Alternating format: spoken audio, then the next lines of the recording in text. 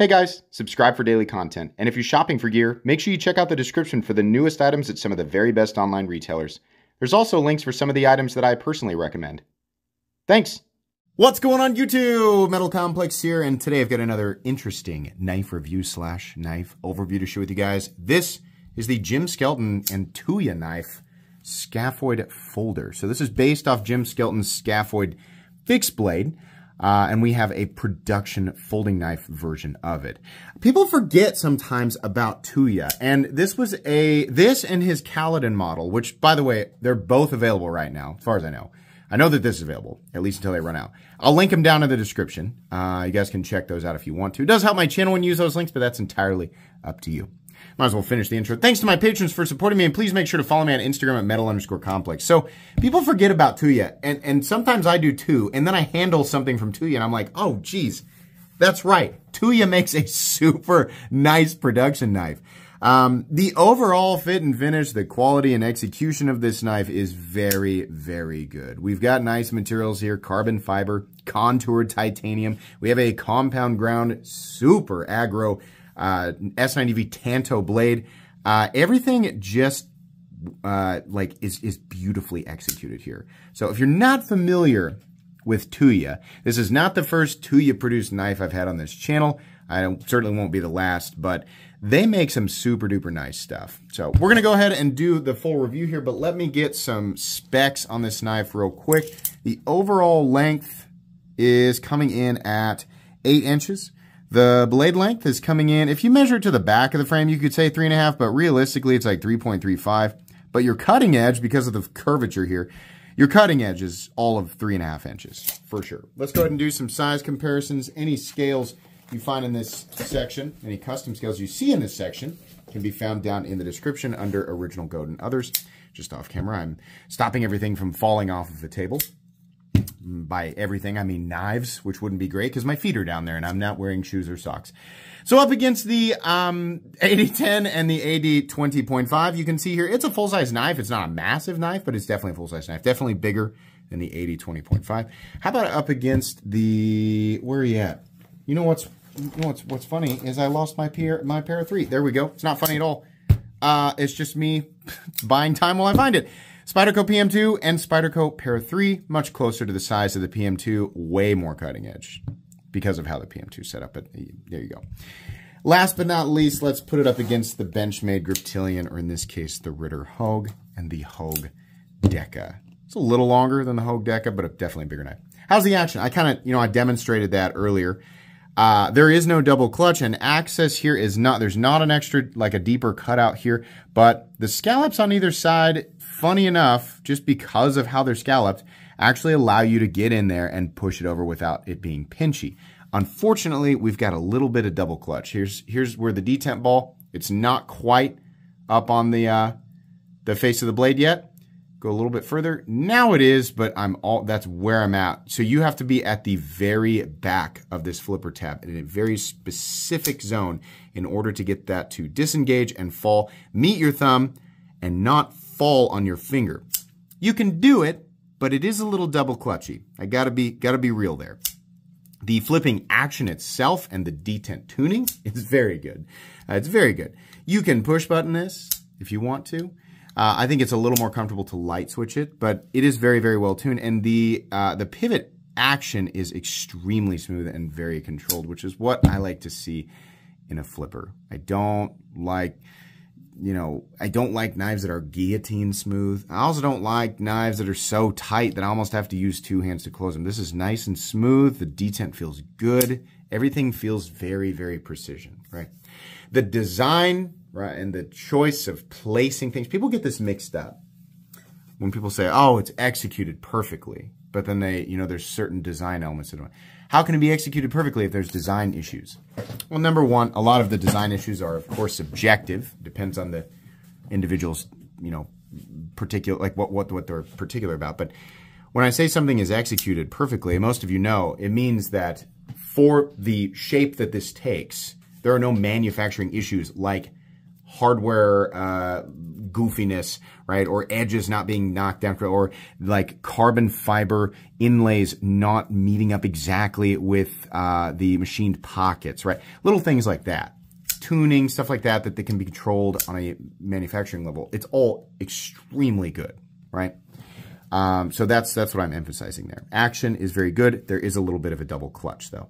Let's go ahead and do carry profile. Thickness up against the Spyderco Para 3. You can see here, it's relatively the same. The nice thing though with the Scaphoid is that it's contoured. And you notice that. It's immediately apparent. It feels much better than just a flat surface. Length and height up against the PM2 and the Para 3. This guy is not an issue to carry because of the profile.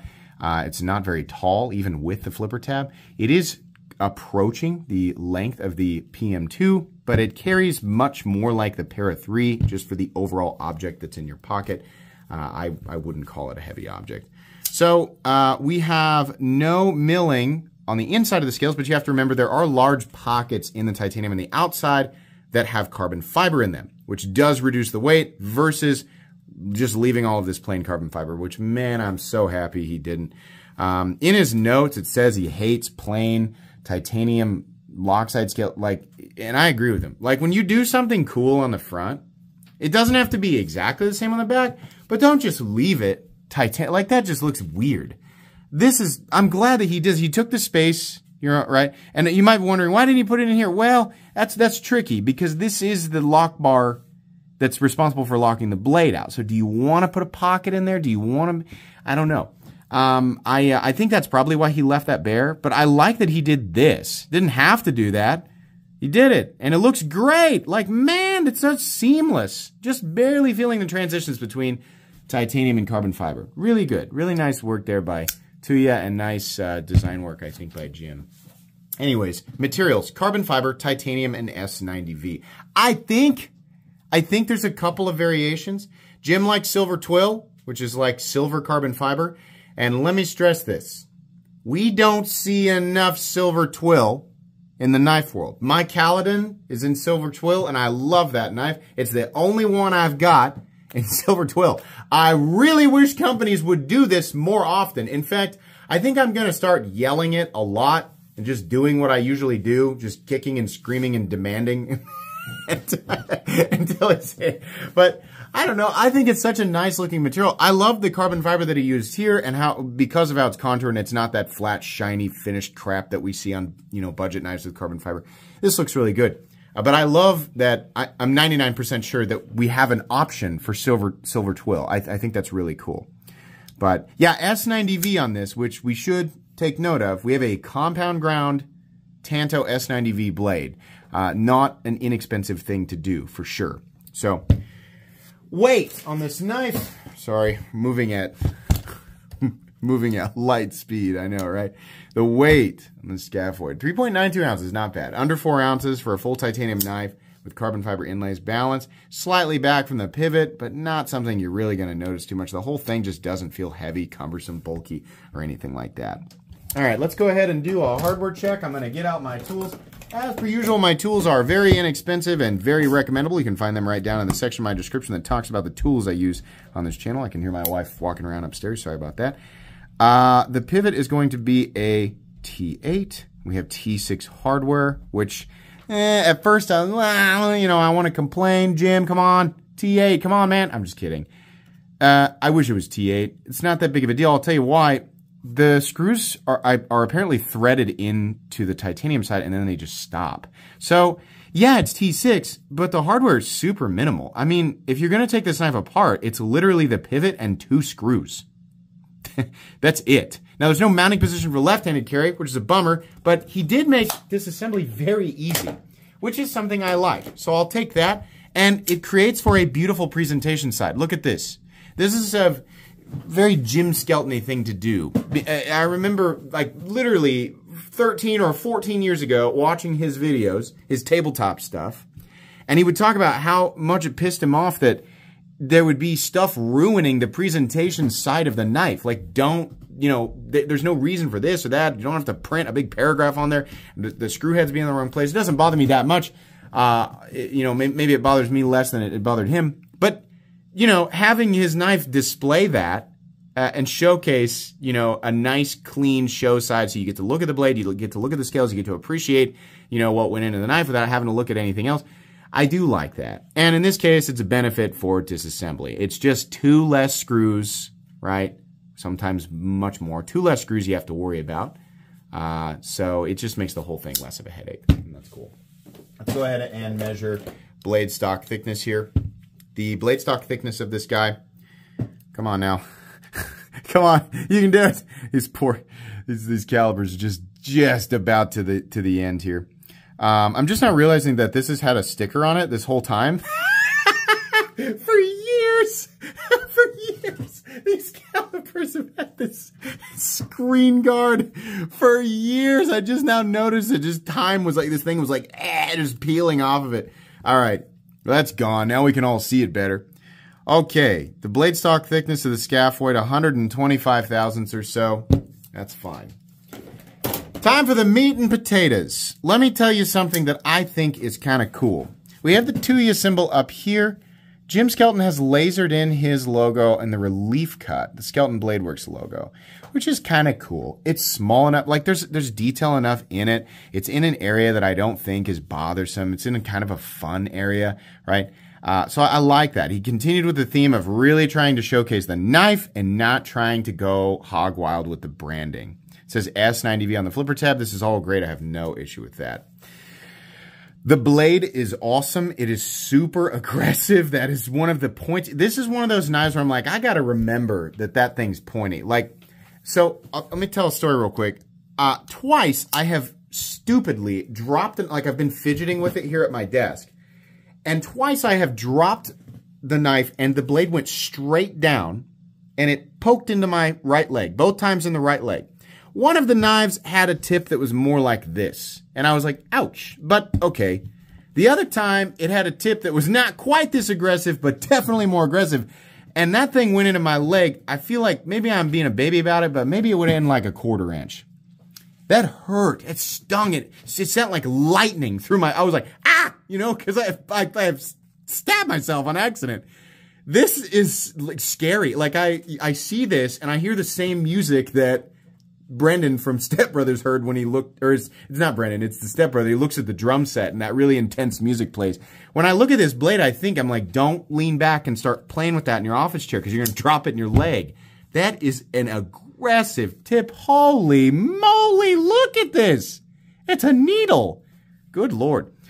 He said the reason that it's not hand rubbed satin like the Caledon is because it's a compound grind, right? Now, you know, if you're going to use this knife over time, that little edge right there, the little corner, it's going to start to look a little goofy because you got to sharpen here and then you got to sharpen the separate edge. The benefit though with a Tanto is you get a Tanto, it looks cool, right? It's very good at puncturing. And you have 2 separate edges. I remember Nick Shabazz saying that a long time ago, and I've kind of repeated that because I kind of agree with it. Like if you wanted to, you could dedicate one edge of your knife to certain tasks and the other edge to other tasks. Or you could just use it, right? And just know that over time it's going to start to look a little wonky, but oh well. It's the Scaphoid signature, like hyper-aggressive Tanto blade. It's cool. It looks good, right? And Tuya did a nice satin finish with no belt burn. No brown spots, no yellow spots. Barf. That always looks gross. And it's part of the reason that I'm not the biggest fan of satin finishes, right? Because sometimes they look goofy. They look inconsistent. This does not. This looks very consistent, very good. Let's talk about ergonomics. In his notes, he said that he wanted to emphasize ergonomics, and there are areas of this knife that feel really good. The problem for me is the angle and shape of the flipper tab. This just comes up and just ends right here. Hard 90-degree angle. And I gotta say, it's not my favorite position for my index finger. Can you hold on to this knife? Can you use it? Yeah, you can. Right? It's the combination of this and I think the length of the pocket clip. Now, this is preference, right? What we have here is a situation where one reviewer is reviewing another reviewer's knife. And I feel like I can hear Jim laughing right now because we both know that a lot of this comes down to preference. He designed this based on his preferences, right? So for him, it might feel good. It might be to his liking, right? So I'm not saying that factually this is wrong for everybody. And this is the case with all of my reviews, right? I'm not saying it's just like universally, factually bad, and I will hear no argument, right? Even though I say that sometimes.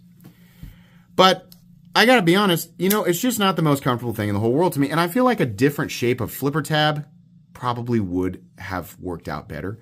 But I also feel like this pocket clip for me is too long. My preference in a pocket clip is that I want the clip to be less than 50% the length of the handle. And that's because I can't stand pocket clips that end up in the middle of my hand. I want them back here. So if it were me designing this knife, and it's not, it was Jim Skelton.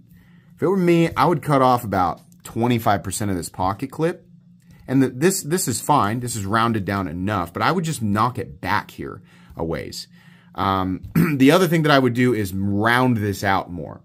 You know, I hate to reference the Hinder flipper tab because that sucks as a flipper tab, but it's perfect as a finger guard because this curvature right here is then accentuated.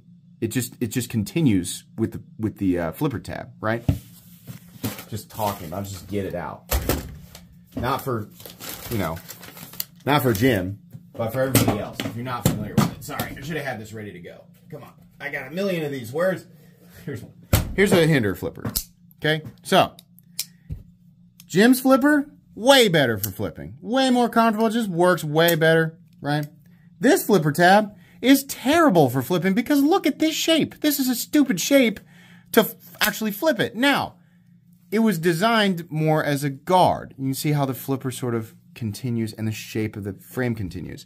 And so it's just the opposite here. This one's a great flipper, but it's just not the best guard, right? I want this whole area to be shaped different so that it's comfortable to get up behind that edge. If you try as hard as you can to get up behind this edge, what you end up with is a flipper that digs into your finger. So over time, you're not going to like that. Now, if you're just casually getting your pocket knife out and like making quick cuts and things like that, and you're not really doing a lot of like ultra grippy, you know, continuous work, then it's probably not going to, you know, bother you. But that's my critique. I wish the flipper tab was shaped differently. It's not necessarily the end of the world, but I'm a stickler for like ultra comfort when it comes to, you know, pocket knives. So if there's something, the pocket clip is partially an issue, but it's really this that creates the ergonomic issue for me. Outside of that, I can't say I have too many major critiques, right? I mean, the blade shape and performance, that's going to be preference. But the jimping's in a nice spot. It's functional jimping. The blade feels finished. It doesn't feel like they left unnecessary edges or unnecessarily sharp edges. Or that was a worse sentence that I've ever put. They didn't leave any edges unfinished in a way that makes them feel aggressively sharp, right? The only sharp edges are up here at the swedge, which is going to be the case when you have a sort of machine satin finish on the swedge, right? No big deal, because you're not going to have your finger up here very often. And then, of course, the sharpened edge of the blade, which should be sharp. And I'll point out that the bevels on both sides are perfect. And this is usually the mark of, you know, an OEM that knows what they're doing. In 2024, I think wonky bevels are just flat out unacceptable. I don't care where you make your knives, if it's Taiwan, Japan, if it's Italy, USA, China, get the bevels right. Like, what the heck? You know, a bevel where it's just like, and it's big on one end and then small, like that just looks like crap. So thank you to you, right, for paying attention to that. The inlay work, like I said, is beautiful. It's awesome. It's, you know, it gives character in this area because so many companies are just leaving these scales plain and not doing anything. I like that it sort of goes around the pivot a little bit. I like the little dividers in here. And like I said, the inlay work itself is very, very good. There's none of this just looks like it was sloppy, like just mashed in there. You know, I've seen some bad inlay work. And man, when it's bad, not only can you feel it, you can see it. And then once you find like a bad corner on an inlay, that's all you can see. Like for me, it just kills the enjoyment for the knife because you're like, oh yeah, that's that knife that has that crappy, you know. I'm gonna be honest, like my Artisan Cutlery Citadel has a few areas that are nightmarish, like they're so bad, and I just am bummed because I wanted to like that knife, but it killed it for me. Maybe you're different, but that's how I am.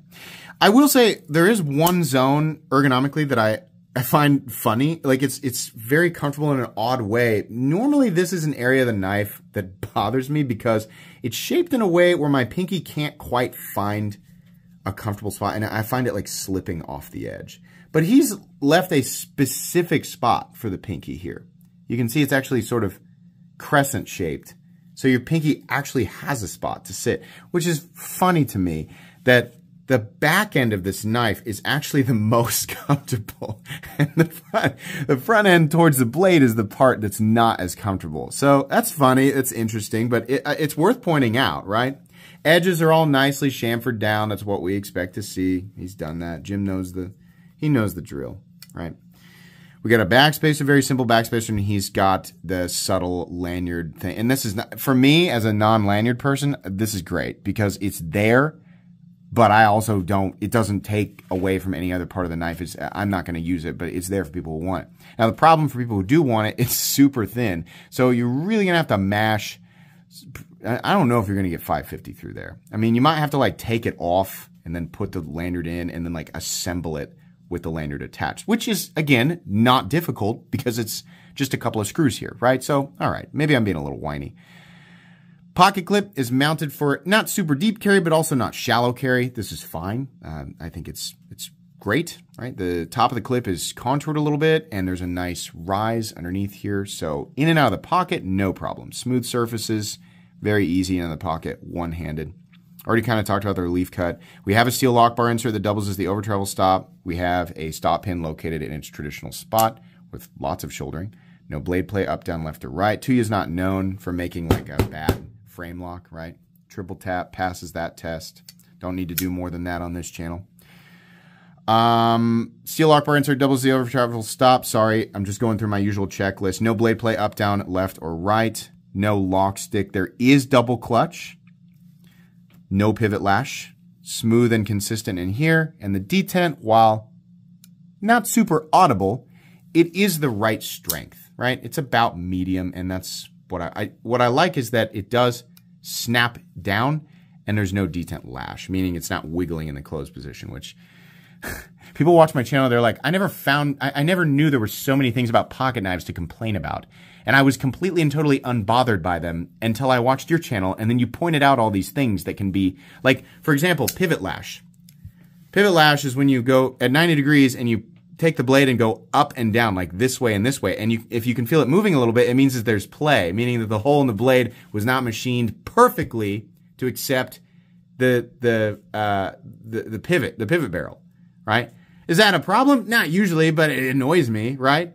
Inconsistencies in here. Sometimes when there's over tightening, bearings will actually like make indentions in the surfaces they ride on, and you can feel like bub, bub, bub, bub, bub, and that, you know, that doesn't go away.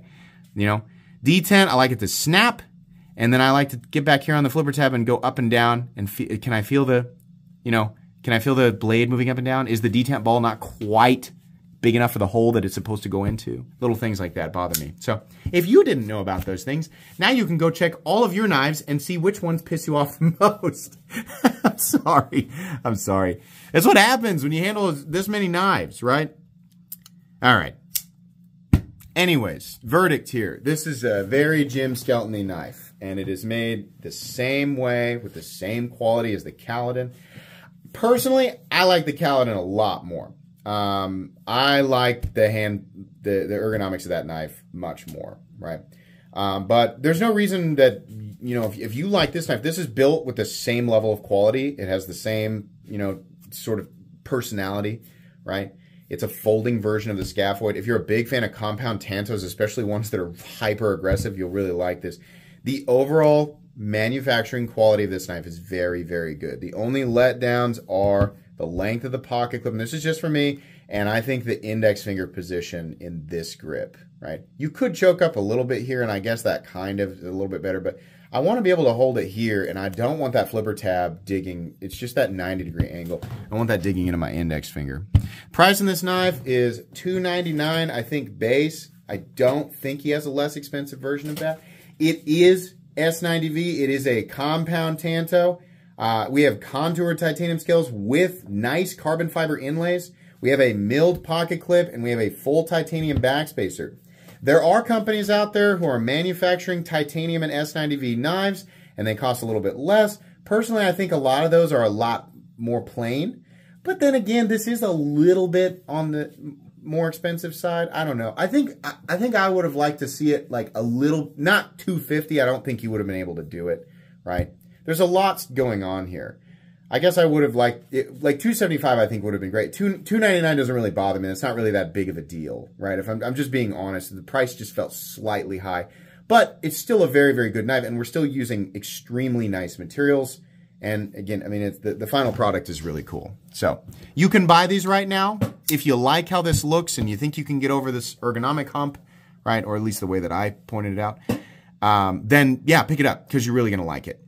That's going to be pretty much it today for me, guys. Thanks so much to Jim for sending this in for me to take a look at. Please make sure to follow me on Instagram at metal_complex. If you enjoyed this video, leave a like. If you'd like to check out my other content, I do, of course, have lots of videos of knives that are either expensive or inexpensive that I do or don't like, so check those out. And if you enjoy all my content, go ahead and click on that Metal Complex logo right there and subscribe because there's definitely more coming. Thanks again for watching, everybody, and have a great day.